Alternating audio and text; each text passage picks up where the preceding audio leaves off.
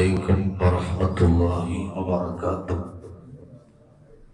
الحمد لله وحده والصلاة والسلام على من لا نبي بعده وعلى آله وصحبه الموفين عهده.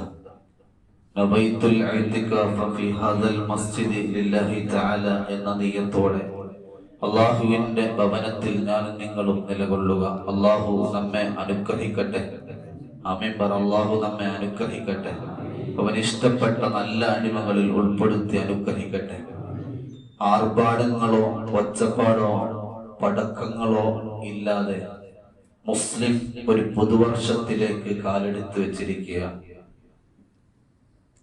ഇസ്ലാമിക കലണ്ടർ പ്രകാരം 1448 പ്രവേശിച്ച് ഇന്ന് 3-ാം ദിവസമാണ്.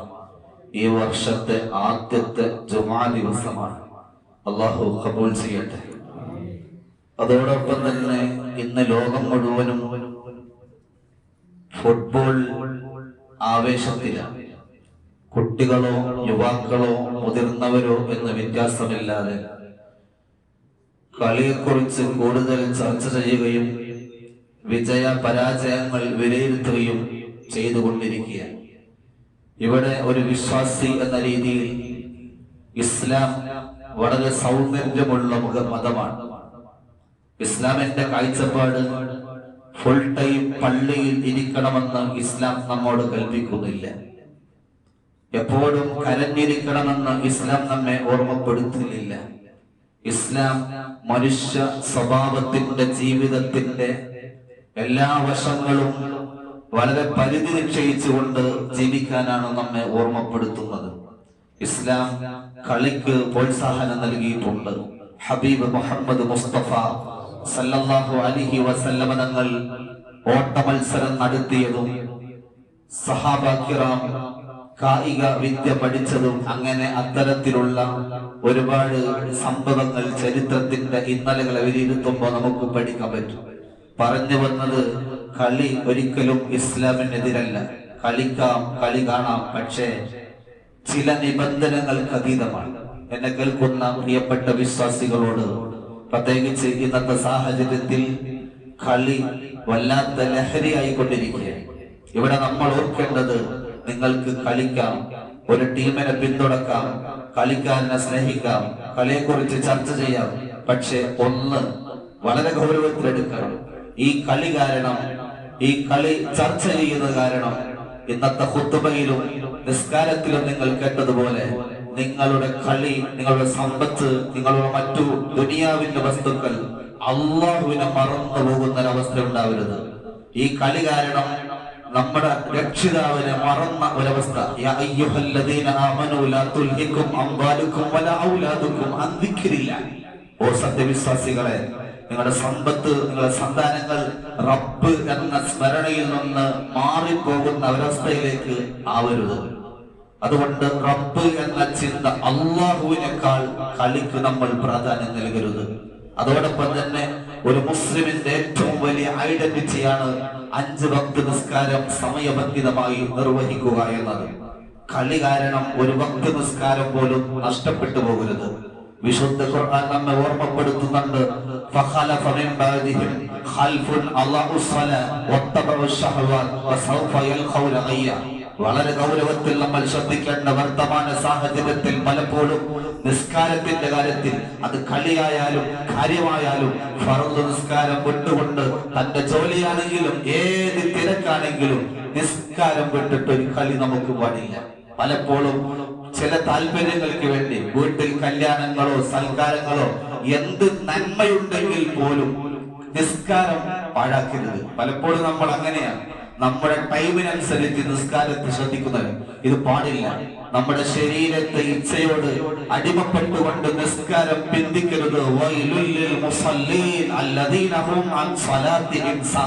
പല വ്യാഖ്യാനങ്ങളും അതിനുണ്ട്. അതിലൊന്നിങ്ങനെയാണ്, സമയബന്ധിതമായി നിസ്കരിക്കാത്തവർ. എന്നെ കേൾക്കുന്ന പ്രിയപ്പെട്ടവരോട്, ചില സുന്നത്തിന് വേണ്ടി ഫർദിനെ നമ്മൾ ഉപേക്ഷിക്കുന്നു. അത് കളി മാത്രമല്ല, നമ്മുടെ ജീവിതത്തിൽ ഇടപെടുന്ന പല കാര്യങ്ങളിലും നിസ്കാരം അത് കളായാൽ പ്രശ്നമില്ല എന്ന ധാരണ നമുക്ക് വീഴ്ത്തിയാൽ മതി. ശ്രദ്ധിക്കുക, ഒരിക്കലും അത് ശരിയല്ല.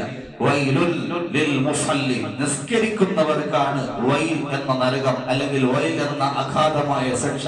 അല്ലദീന ഹും അൻ സ്വലാത്തിഹിം സഹൂൻ, അവർ നിസ്കാരത്തിൽ സമയത്തിൽ കൃത്യമായി നിർവഹിക്കാത്തവരാണ്. ഞാൻ പറഞ്ഞു വന്നത്, ഇത്തരത്തിലുള്ള കളിയോ മറ്റോ കണ്ട് നമ്മൾ ലയിക്കുന്നതിന് നിസ്കാരത്തെ മറന്നുപോകരുത്. രാത്രി നമ്മൾ കണി കാണാം, പക്ഷേ സുബ്ഹിന്റെ ജമാഅത്ത് നഷ്ടപ്പെടുത്തരുത്. ചരിത്രത്തിന്റെ ഇന്നലകളിൽ എത്തുമ്പോ ഒരു അത്ഭുതകരമായ സംഭവം ഇങ്ങനെ വായിക്കാം. മഹാനായ ഉമറുൽ ഫാറൂഖ് റളിയല്ലാഹു അൻഹു ഒരിക്കൽ അങ്ങാടിയിലൂടെ നടന്നു പോകുമ്പോ പ്രമുഖനായ ഒരു സ്വഹാബിയുടെ ഉമ്മയെ കാണാനിടയായി. ചോദിച്ചു, ഇന്ന് സുബ്ഹിൽ അങ്ങയുടെ മകൻ ഉസ്മാൻ എന്ന് പേരുള്ള ഒരു സ്വഹാബിയാണ്, കണ്ടില്ലല്ലോ? ആ ഉമ്മ മറുപടി പറഞ്ഞു, അവൻ രാത്രി ദീർഘനേരം സുന്നത്ത് നിസ്കരിച്ചത് കാരണം ഉറങ്ങിപ്പോയി. ശ്രദ്ധിക്കണേ, കളി കണ്ടിട്ടല്ല, കളിനെ കുറിച്ച് ചർച്ച ചെയ്തിട്ടല്ല, ബിസിനസിന്റെ തിരക്കിലല്ല, കല്യാണ തിരക്കിലല്ല, മറ്റു തിരക്കിലല്ല, രാത്രി മുഴുവൻ സുന്നത്ത് നിസ്കരിച്ച് അങ്ങനെ ഉറങ്ങിപ്പോയി.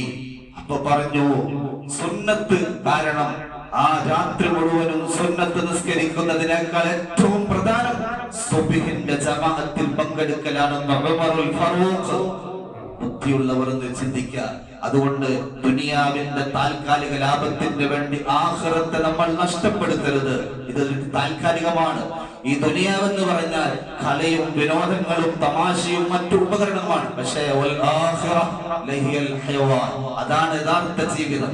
അതോടൊപ്പം തന്നെ ഞാൻ പറഞ്ഞു വന്നത്, നിസ്കാരത്തിന്റെ കാര്യത്തിൽ നമ്മൾ ശ്രദ്ധിക്കണം.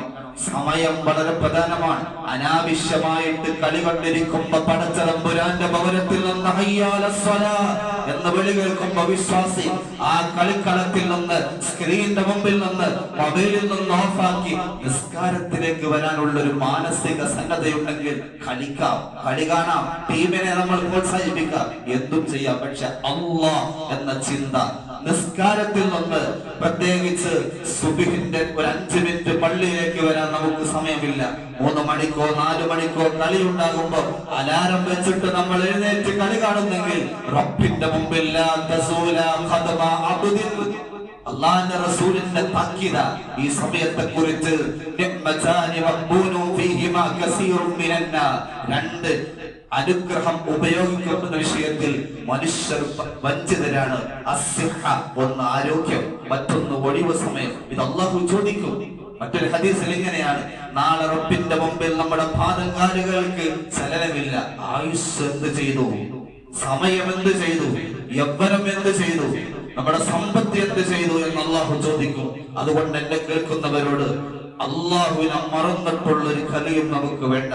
അതോടൊപ്പം തന്നെ നമ്മൾ ശ്രദ്ധിക്കേണ്ടത്, നമ്മൾ വ്യത്യസ്തമായ ടീമിനെ പിന്തുണയ്ക്കുന്നവരാവാം, സപ്പോസ് ആവാം. പക്ഷേ പരസ്പരം ബന്ധങ്ങൾ തകർക്കുന്ന വൈരാഗ്യങ്ങൾ കുടുംബത്തിൽ ഒരുപക്ഷെ 2 കളി ടീമുകൾ ഉണ്ടാകാം. പരസ്പരം വൈരാഗ്യങ്ങൾ ഉണ്ടാകുന്ന ഒരവസ്ഥ ഉണ്ടാവരുത്.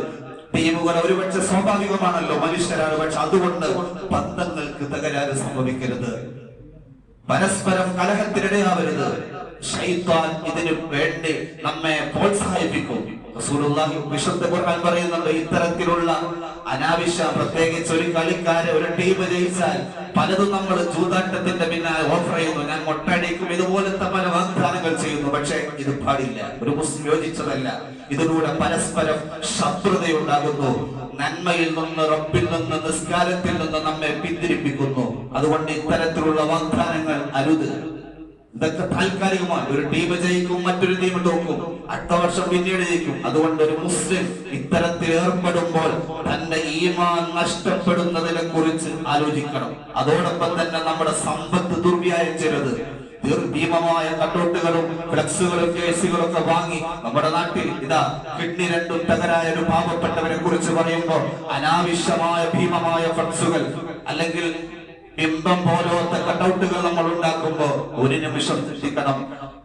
അല്ലാഹുവിന്റെ വിശുദ്ധ ഖുർആൻ, ഇന്നൽ മുബദ്ദിരീൻ കാനൂ ഇഖ്വാനശ് ശയാത്തീൻ, ദുർവ്യായം ചെയ്യുന്നവർ ശൈത്താന്റെ കൂട്ടുകാരാണ്. ഒരുപക്ഷെ നിങ്ങൾക്ക് ദഹിക്കണമെന്നില്ല, പക്ഷെ എന്റെ ഉത്തരവാദിത്തമാണ്. നിസ്കാരത്തിന്റെ കാര്യത്തിൽ ശ്രദ്ധിച്ചില്ലെങ്കിൽ തൊട്ടടുത്ത് ഇവിടെ സ്ഥിരമായി നിസ്കരിക്കുന്ന സുഹൃത്തിനോട് ചോദിച്ചു, സുബിക്ക് പള്ളി കണ്ടില്ലല്ലോ. അപ്പൊ അദ്ദേഹം പറഞ്ഞു ചിരിച്ച്, അർജന്റീന്റെ കളി കണ്ടിട്ട് ഉറങ്ങിപ്പോയി. ഇതാണ് അവസ്ഥ. അള്ളാഹു കാത്തു രക്ഷിക്കട്ടെ. അതുകൊണ്ട് അങ്ങനെയുള്ള അവസ്ഥ ഉണ്ടാവരുത്. എന്തുമാവാം, പക്ഷേ ആഖിറത്തെ മറന്നുകൊണ്ടുള്ള ഒന്നും നമുക്ക് ഭൂഷണമല്ല. അതോടൊപ്പം തന്നെ ഇവിടെ നമ്മൾ ശ്രദ്ധിക്കേണ്ട മറ്റൊരു കാര്യം, ഇതാണ് ഇസ്ലാമിന്റെ സൗന്ദര്യം. എല്ലാം ആവാം, പക്ഷേ വിദഗ്ധം, റബ്ബിനെ മറക്കുന്ന, നിസ്കാരം വിട്ടുപോകുന്ന, സമയത്ത് ഓവറായിക്കുന്ന, സമ്പത്തിനെ ദുർവ്യായം ചെയ്യുന്ന ഒരു കളികളും നമ്മൾ ഉണ്ടാവരുത്. ഇൻഷാ അല്ലാഹ് നിങ്ങൾ ശ്രദ്ധിക്കുമെന്ന്. അതോടൊപ്പം തന്നെ മറ്റൊരു കാര്യം ശ്രദ്ധിക്കുക, ഇതാണ് ഇസ്ലാമിന്റെ കാഴ്ചപ്പാട്. ഇസ്ലാം പറയുന്നത് ജീവിതം ഉപേക്ഷിക്കൂ എന്നല്ല, മറിച്ച് ജീവിതം സൃഷ്ടാവായ അള്ളാഹുവിന്റെ വിധിവിലക്കുകൾ പൂർണ്ണമായി ഉൾക്കൊണ്ടുകൊണ്ട് ജീവിക്കാനാണ്. അള്ളാഹു നമ്മെ അനുഗ്രഹിക്കട്ടെ. അതോടൊപ്പം തന്നെ വളരെ പ്രധാനമായി മറ്റൊരു കാര്യം, ഓപ്പറേഷൻ തൂഫാൻ എന്ന വളരെ മനോഹരമായ ഗവൺമെന്റ് ഇപ്പോൾ സംസ്ഥാനത്ത് ലഹരിക്കെതിരായ ശക്തമായ നടപടികൾ നടക്കുകയാണ്. ഇത് സമൂഹം വളരെ ഗൗരവത്തോടെ കാണേണ്ട ഒരു വിഷയമാണ്. പ്രത്യേകിച്ച് നമ്മൾ നമ്മുടെ കുടുംബത്തിൽ, കുട്ടികളുടെ കാര്യത്തിൽ, പ്രത്യേകിച്ച് യുവ സുഹൃത്തുക്കൾ, നമുക്ക് ഇത്തരത്തിലുള്ള ആ കാര്യങ്ങളിൽ നിന്ന് ജാഗ്രതയോടെ നമ്മുടെ കൂട്ടത്തെ, കുടുംബങ്ങളെ, സുഹൃത്തുക്കളെ ഈ ലഹരി മാഫിയകൾക്കെതിരെ നമുക്ക് പ്രതിരോധിക്കാൻ സാധിക്കും. അതുകൊണ്ട് വളരെ ഗൗരവമാണ്. ഇന്ന് കളിക്കളത്തിൽ ഒരു വിഭാഗം ഗോളടിക്കുമ്പോ മറ്റൊരു വിഭാഗം ലഹരിയുടെ കെണിയിൽ വീണ് സ്വന്തം ജീവിതത്തിന്റെ തന്നെ ഓൺ ഗോൾ അടിക്കുകയാണ്. ഇതാവരുത്. ലഹരി കളി ഒരു വ്യക്തിയെ തിന്നുന്നെങ്കിൽ ലഹരി ജീവിതം, ഒരു കുടുംബത്തെ, ഒരു സമൂഹത്തെ ഒന്നടങ്കം നശിപ്പിക്കുന്നതാണ്. വിശുദ്ധ ഖുർആൻ വളരെ താക്കീതായി പറയുന്നു, ലഹരി ഉപയോഗം ലഹരി എന്ന് പറയുന്നത് അത് ഏത് പേരിലാണെങ്കിലും, എംഡിഎമായെങ്കിലും പല പേരിൽ അറിയപ്പെടുന്നു. പക്ഷേ ഏറ്റവും വലിയ നാശമാണ്, ഒരു തിന്മയുടെ ഏറ്റവും വലിയ പ്രധാന ഘടകമാണ്. അതുകൊണ്ട് ഈ ലഹരിക്കെതിരെ അതോടൊപ്പം തന്നെ നമ്മൾ ചെയ്യുന്നത് ദീനിന് വേണ്ടിയാവണം. ഇതിനെതിരെ ഉസ്താദ് ബന്ധു പറഞ്ഞ് അത് മുമ്പിൽ പറഞ്ഞോട്ടെ എന്നതിനപ്പുറം ഈ പ്രസംഗം റബ്ബിന്റെ മുമ്പിൽ സാക്ഷിയാണ്. ഇത് തള്ളിക്കളയേണ്ടതല്ല. ഈ പ്രസംഗം റബ്ബിന്റെ മുമ്പിൽ സാക്ഷിയാണ്. ജൂൺ 20 വെള്ളിയാഴ്ച വിശുദ്ധമായ മുഹറമിന്റെ ആദ്യത്തെ ജുമയിൽ അനാവശ്യമായ കാര്യങ്ങളിൽ ദീൻ മറന്നുകൊണ്ട് ഏർപ്പെടരുത്. നിസ്കാരത്തിന്റെ കാര്യത്തിൽ ശ്രദ്ധിക്കണേ. അനാവശ്യമായി സമ്പത്ത് ദുർത്തടിക്കരുത് എന്ന് സ്നേഹഭാഷയിൽ പറയുമ്പോ ഇതിനെ തിരസ്കരിച്ചാൽ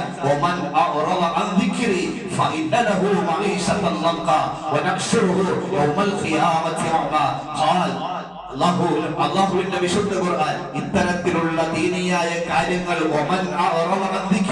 ഉത്ബോധനത്തെ തിരിഞ്ഞു കളഞ്ഞാൽ നാളെ റബ്ബിന്റെ മുമ്പിൽ നമ്മൾ വരും. അള്ളാഹുവിന്റെ റസൂൽ വിശുദ്ധ ഖുർആൻ ദുനിയാവിൽ നല്ല കാഴ്ച ശക്തിയുള്ള, കേൾവി ശക്തിയുള്ള, കാണാൻ നല്ല കഴിവുള്ള ആൾ കുരുടനായിട്ട് റബ്ബിന്റെ മുമ്പിൽ വരുമ്പോ അത്ഭുതത്തോടെ ചോദിക്കുമത്രേ,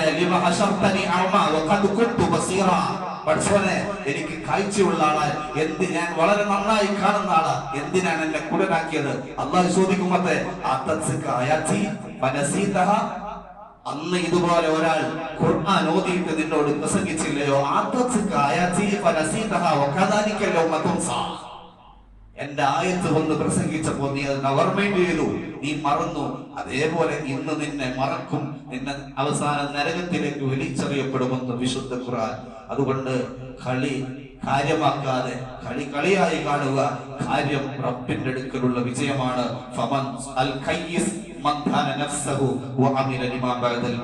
ഏറ്റവും നല്ല ബുദ്ധിമാൻ, ഏറ്റവും നല്ല വിജയി നാളത്തെ ജീവിതത്തെ ഓർത്ത് ജീവിതം കൺട്രോൾ ചെയ്യുന്നവരാണ്.